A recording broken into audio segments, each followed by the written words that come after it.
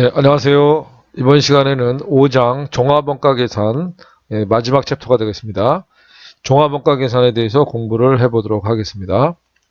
우리가 지난 그 개별 원가 계산할 때 그 비교를 좀 해봤어요.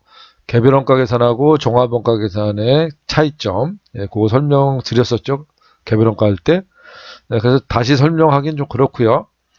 거기 있는 내용을 잘 생각을 해보시면 개별 원가 계산은 이종 제품을 생산하는데 적합한 원가 계산 방법이다 라고 말씀을 드렸고, 종합 원가 계산은 동종 제품을 대량 생산하는데 적합한 원가 계산 방법이라고 그랬습니다.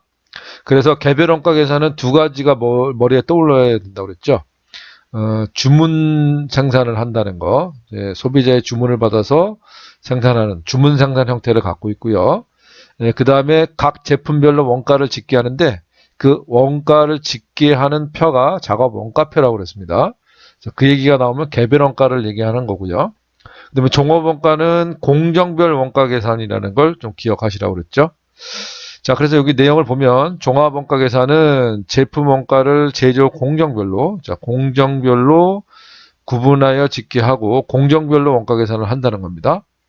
그래서 영속 공정을 통하여 규격화된 제품을 대량 생산하는 그런 형태에 적합한 원가 계산 방법이 되겠습니다. 자, 밑으로 내려가 보면 종합 원가 계산의 종류가 나와 있는데 두 가지만 말씀을 드리면요.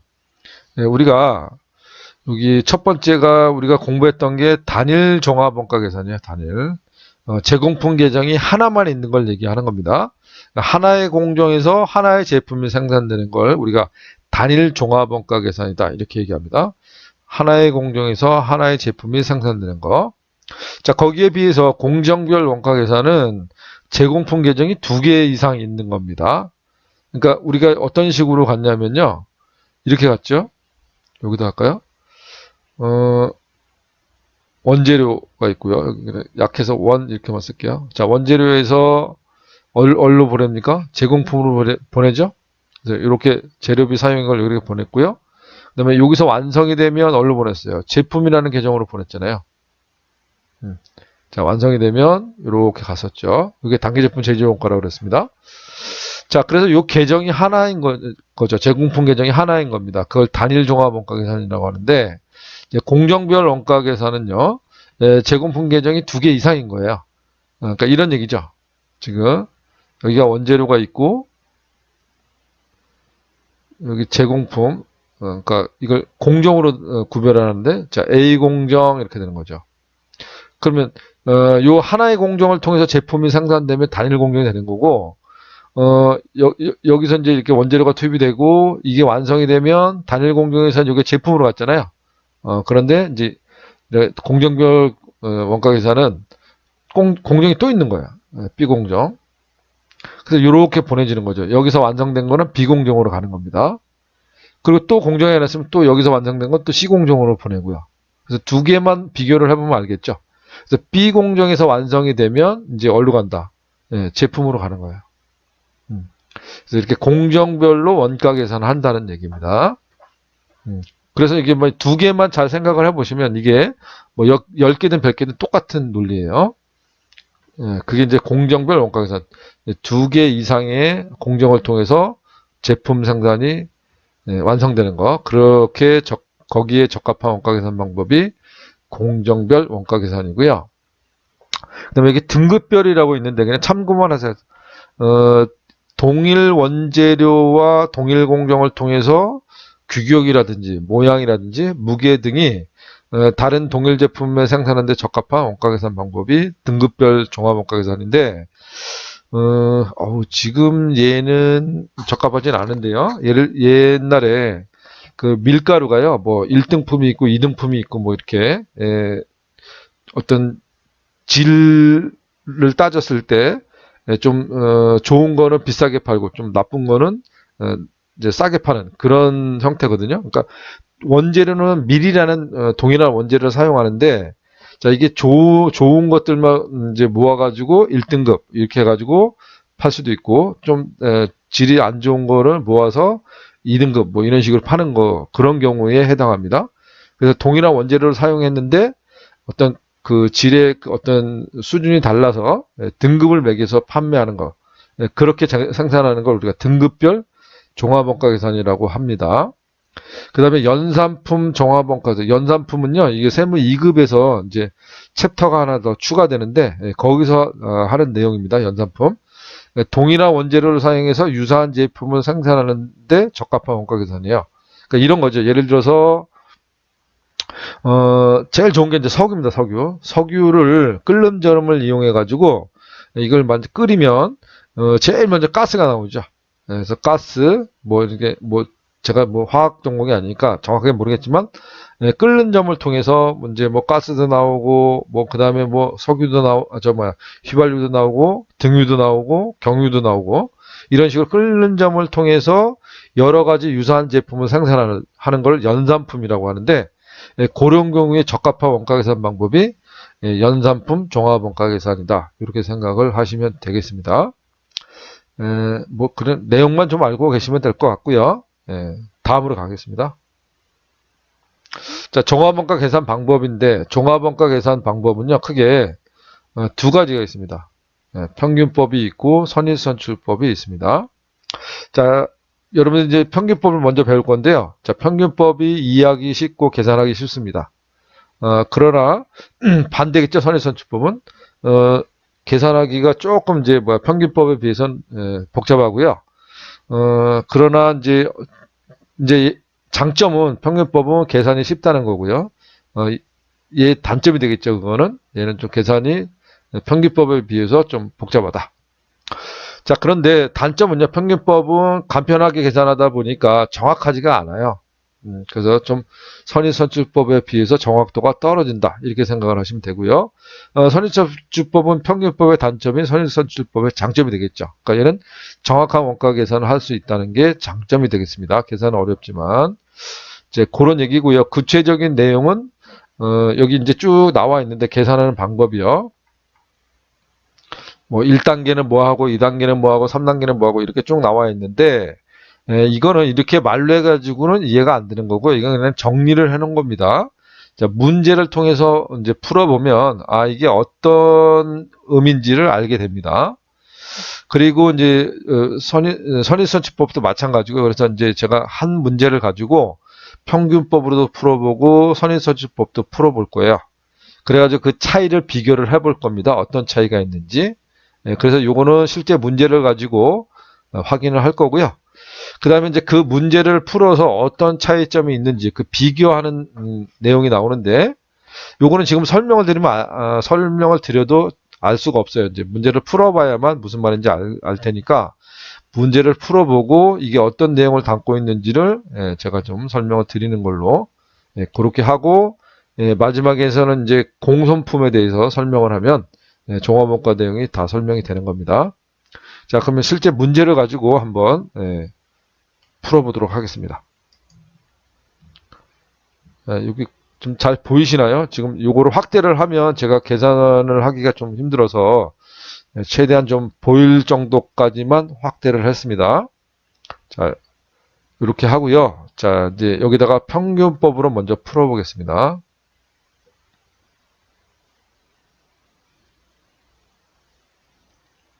자, 처음에 풀 거는 평균법으로 풀 겁니다.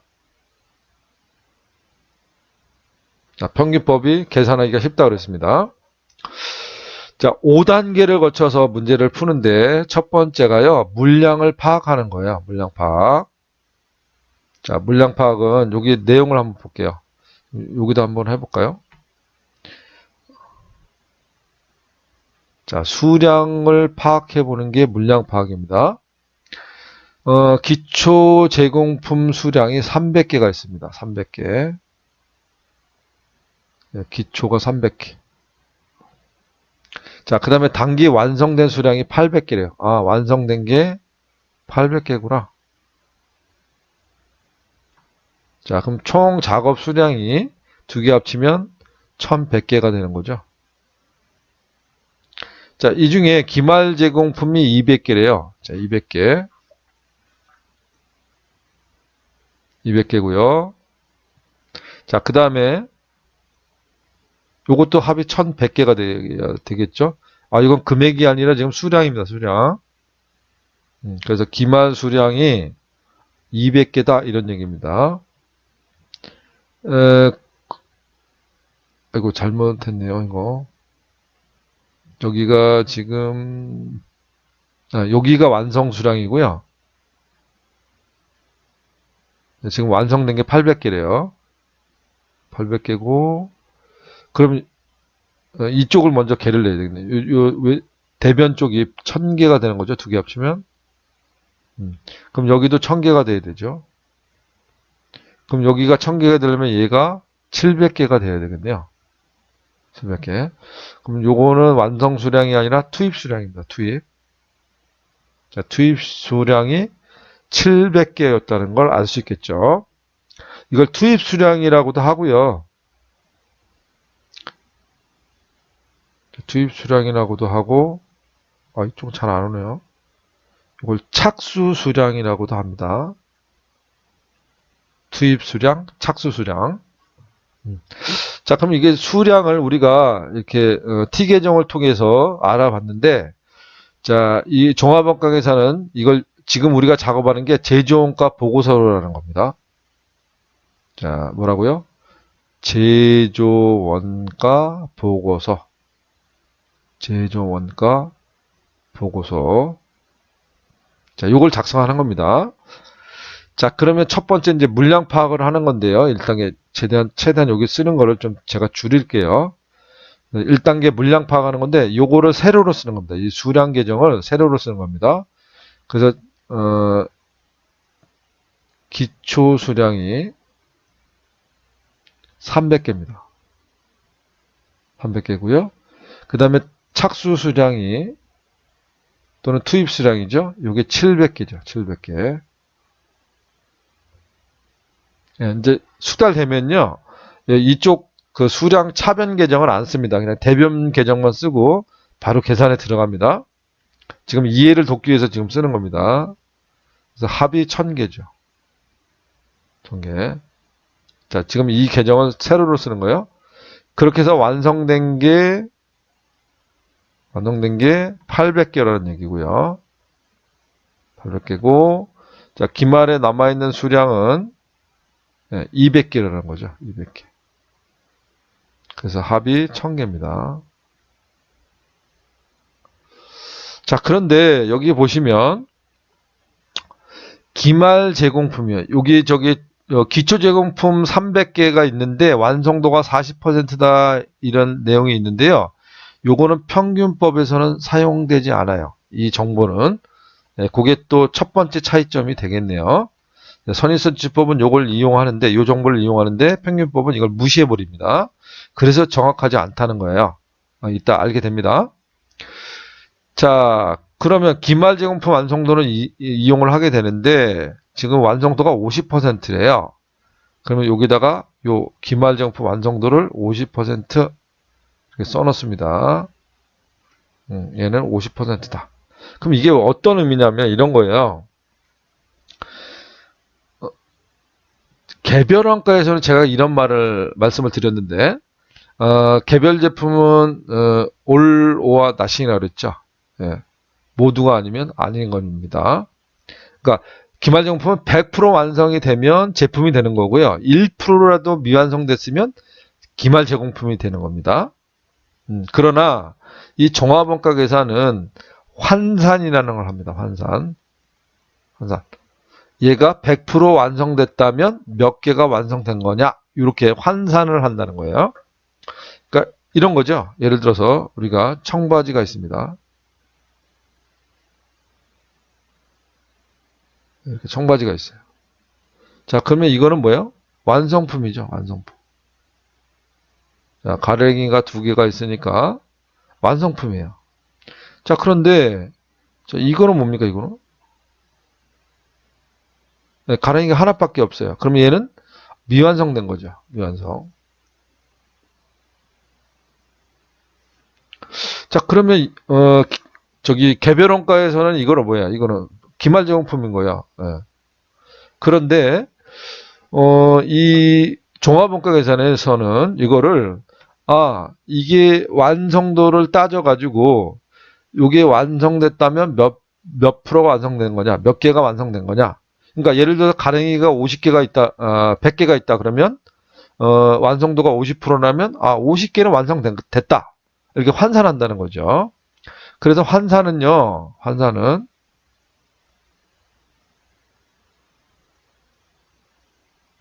이렇게 외형적 물량, 지금 이렇게 가랭이는 세보니까 다 200개예요. 하나씩 세보니까 200개예요. 근데 이게 완성이 안 된 거죠. 그럼 이 외형적 수량에다가 이 완성도를 곱합니다. 자, 그러면 그게 환산량이 되는 겁니다. 그래서 환산량은, 여기 량자를 쓸게요. 환산량. 자, 환산량은 수량 곱하기 완성도가 되는 거죠. 그래서 예를 들어서 얘를 따져보면 지금 수량이 200개고요. 자, 완성도가 50%예요. 그러면 얘가 100% 완성됐다면 몇 개냐? 이렇게 환산을 해보면 100개라는 거죠. 100개. 자, 이렇게 종합원가 계산에서는 환산의 문제가 따른다. 즉 100% 완성됐을 때 몇 개냐? 이게 환산을 해야 된다는 겁니다. 자, 그거를 좀 먼저 말씀을 드렸고요. 그래서 1단계 작업이 물량을 파악하는 건데, 자, 물량 파악을 지금 1단계에서 했습니다. 그 다음에 2단계. 자, 2단계 볼게요, 2단계. 자, 여기, 요 대변 계정을 보겠습니다. 여기가 재료비, 그 다음에 가공비, 이렇게 나눕니다. 요거는 또 개별원가하고 좀 다른 얘기죠. 무슨 얘기냐면, 개별원가 계산에서는 직접 재료비, 직접 노무비, 제조간접비를 정확하게 구분해서 원가 계산을 했죠.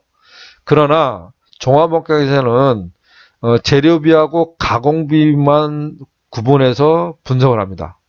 그러니까 개별원가에 비해서 정확하지가 못하다는 거죠.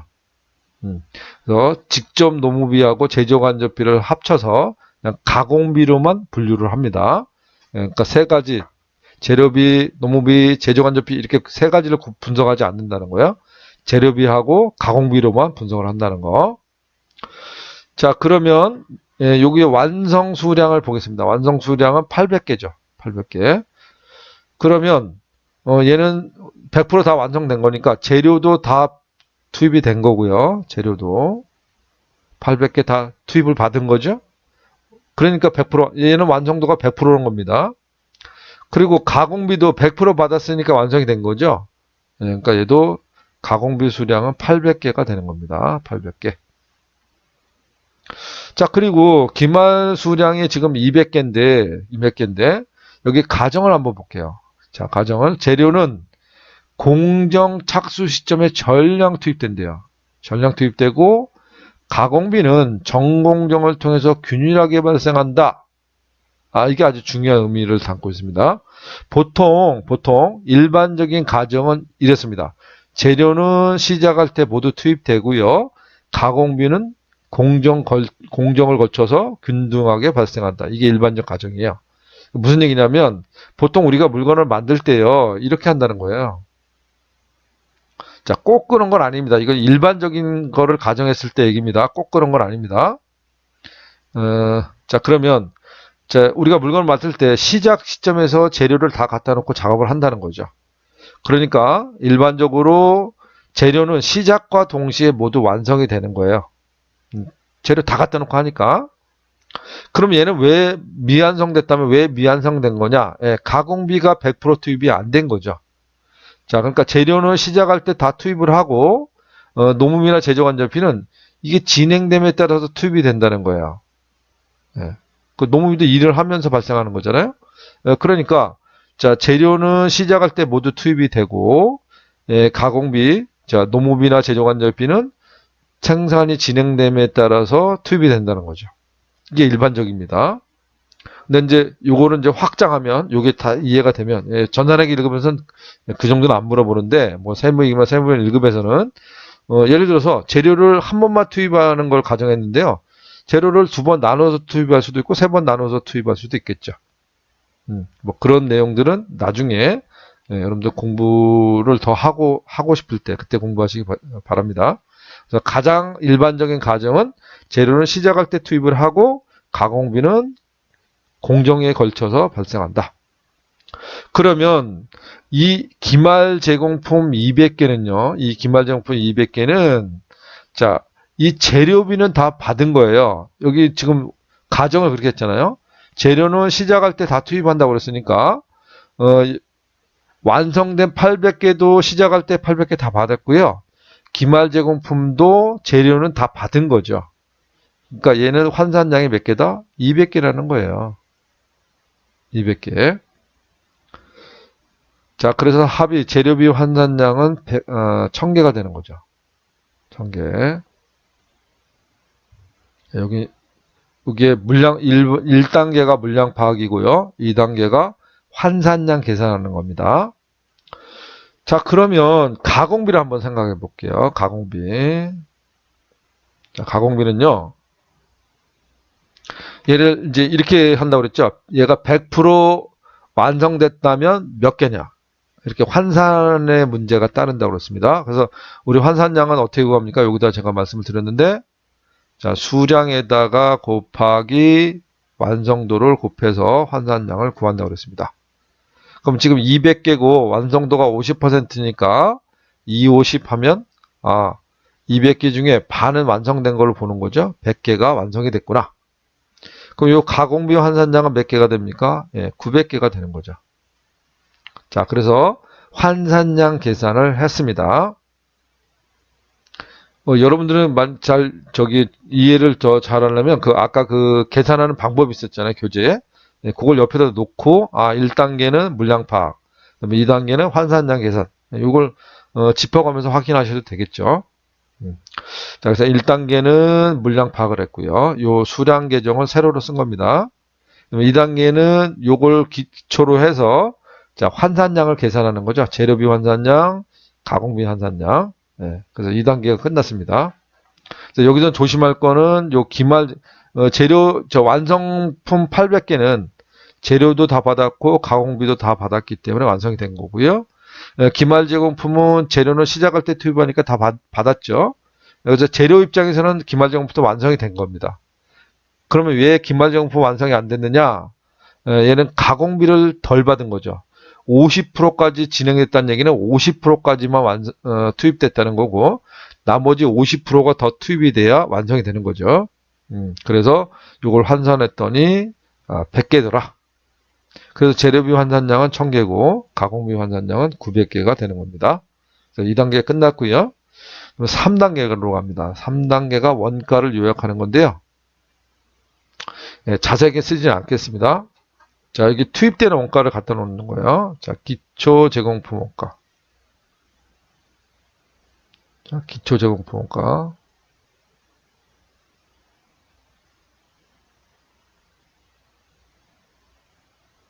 그 다음에 단기 투입 원가. 이 두 개를 더합니다. 자, 그러면 여기서 보시면 기초제공품 원가 볼까요? 네, 여기 5번, 6번 자료에 주어져 있는데요. 재료비는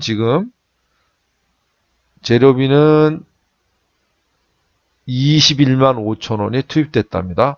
그럼 기초제공품 재료비는 21만 5천 원이 투입이 됐고요. 그 다음에 가공비는 13만 8천 원이 투입이 됐대요. 기초제공품 가공비는 13만 8천 원이 투입이 됐다. 자, 그 다음에 단기 발생 원가 또는 단기 투입 원가 똑같은 얘기입니다. 45만 5천 원이 투입이 됐습니다. 그러니까 단기의 재료비가 45만 5천 원이 투입이 됐고요.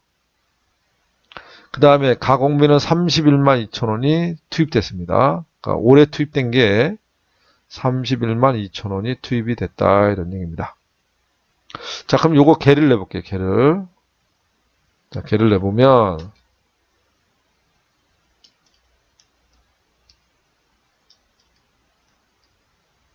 예, 요게 67만 원입니다. 재료비가 기초하고 단기 투입된 거를 합치면 67만 원 나와요. 그 다음에 가공비도 합을 내보면요. 44만 원인가요? 45만 원입니다. 예. 그래서 가공비 합계액은 45만 원입니다. 예. 그래서 원가도 요약을 했습니다. 총 투입된 원가가 재료비는 67만 원, 가공비는 45만 원이다. 자, 여기에다가 이제 네 번째 할 일이요. 환산량, 단위당 원가를 구하는 거예요. 그럼 단위당 원가는 요 투입되는 원가를 요 계산한 환산량으로 나눠주면 구할 수 있습니다. 그럼 요거는 재료비는 지금 환산량이 1000개니까 1000개로 나눠주면 되겠네요. 그럼 공세가 3개가 지워지죠? 네, 그럼 여기가 670원이 되는 겁니다. 자, 그래서 재료비 단가는 670원이다. 개당. 자, 그러면 가공비 단가 구해볼게요. 자, 요거를 요 가공비 환산량 900개로 나눠주는 겁니다. 900개로 나누면 5945 500원이 되겠네요. 자, 이렇게 해서 네 번째 단계가 끝난 겁니다. 지금 복잡하죠. 복잡한데 여러분들은 이제 전산회계 1급 같은 경우는 요 환산량을 거의 물어봐요. 환산량 계산할 수 있는지. 이 끝까지 물어보진 않는데 지금 종합원가가 어떤 건지 이해하기 위해서 지금 제가 풀어드리는 겁니다. 그러니까 스트레스 받지 마시고 여기 물량 구하는 거 이따 문제 풀어보면 요게 이제 요 정도 수준으로 나오고요. 요거는 뭐 그 윗등급에서 문제가 나오고 있습니다. 자, 그러면 이제 네 번째 단계까지 했고요. 이제 마지막 단계가 원가를 배분하는 단계예요. 원가 배분. 다섯 번째죠.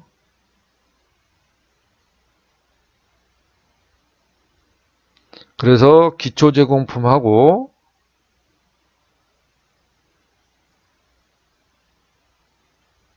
자, 완성품 원가에 배분을 하는 겁니다.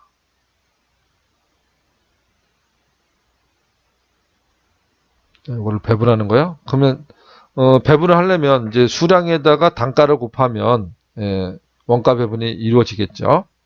자, 그럼 먼저 해볼게요. 기초 제공품은요. 자, 지금 여기에 보시면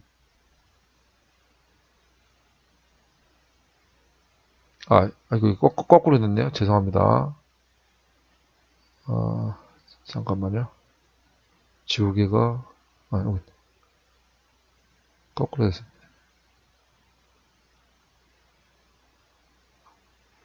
이게 완성품 원가고요.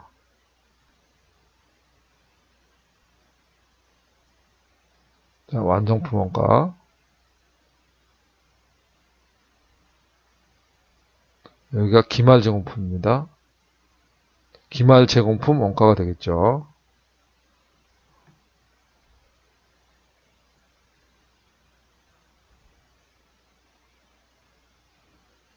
자, 그럼 완성품 원가 어떻게 계산하냐면 여기 지금 수량 곱하기 단가니까요. 800개 재료비하고 가공비를 플러스하면 되는 겁니다. 그럼 재료비 완성 수량이 800개죠. 800개. 그리고 재료비 환산량 단위당 원가가 670원이죠. 670원. 그럴 거고요. 자, 여기까지가 이제 재료비고요.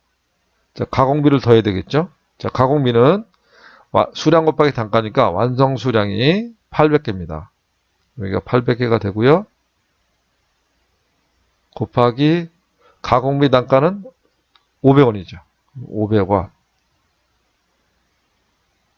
네, 이렇게 계산을 하시면 됩니다.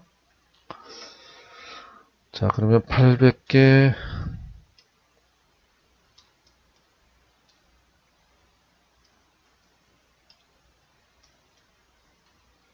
93만 6천 원이 나오네요. 이게 완성품에 배부되는 금액이 93만 6천 원입니다. 그 다음에 기말 제공품. 요것도 재료비하고, 그러니까 여기가 재료비, 여기가 가공비. 그래서 재료비와 가공비를 합치면 원가가 되는 거죠. 자, 기말 제공품 원가도 구해보겠습니다. 자, 기말 제공품 재료비 수량이 200개입니다. 200개. 그럼 여기다 200개. 자, 재료비 단가는 670원이죠? 네, 670원. 이게 재료비, 여기까지 재료비고요. 가공비 해봅니다. 자, 가공비 환산량 100개죠. 여기가 100개. 곱하기 가공비 단가 500원이죠? 500원. 자, 그래서 이거로 계산을 해보면,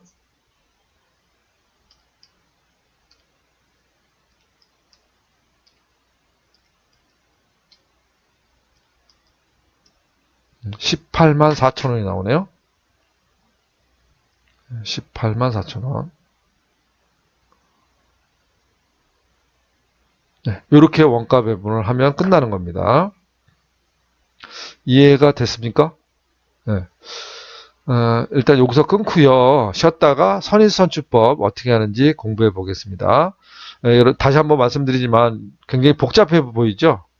우리 개별원가보다 훨씬 더 복잡해 보이니까 그런 착각을 한다고 그랬어요. 자, 개별원가가 쉽고 종합원가가 어렵다고 생각할 수 있는데 실무에선 뭐가 더 어렵다고요? 개별원가가 더 어렵습니다. 원가 짓기하고 배분하고 이게 더 어렵다는 거예요. 그래서 반대로 하셔야 된다는 겁니다.